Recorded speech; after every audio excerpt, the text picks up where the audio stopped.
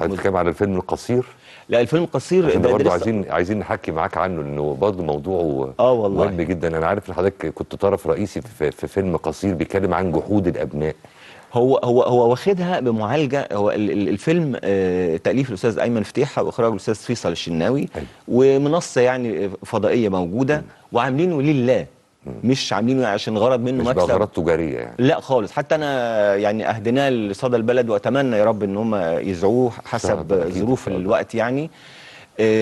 احنا مقدمين الاب والابن، مش جحود، لكن الحياه لما بتاخد الابن وبيبقى الاب وحيدا رغم ان هو اللي عامل كل الصرح اللي انت عايش فيه، الشركات والكلام ده. الراجل مش طالب حاجه، يعني انك انت تيجي ازيك يا بابا عامل ايه وروح عيش حياتك. ايوه.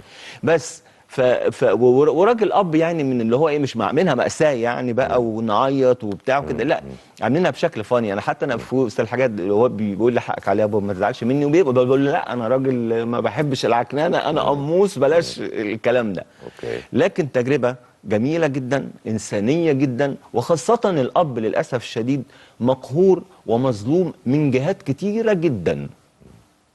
فالفيلم ده يعني ومضة نور للأب، أتمنى كل الناس يشوفوه. اصلا الفكره نفسها فكره، سواء بقى هنسميها جحود ابناء، سواء هنخففها شويه زي ما حضرتك تفضلت كده وقلت ايه، فكره ان الدنيا بتاخد الابناء بعيدا عن الاباء.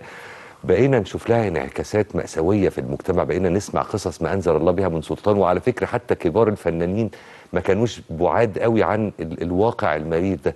من فترة، من حوالي شهور، كان في قصة كبيرة لفنان قدير كبير بدون ذكر أسماء بطبيعة الحال، كان عنده مشكلة مع واحدة من بناته، وكان كان محور اهتمام المجتمع ككل، وكان في كلام على قضية حجر، ويعني موضوع مؤسف قوي ان احنا وصلنا للمرحلة دي. للأسف الشديد الدنيا ما بقتش زي زمان.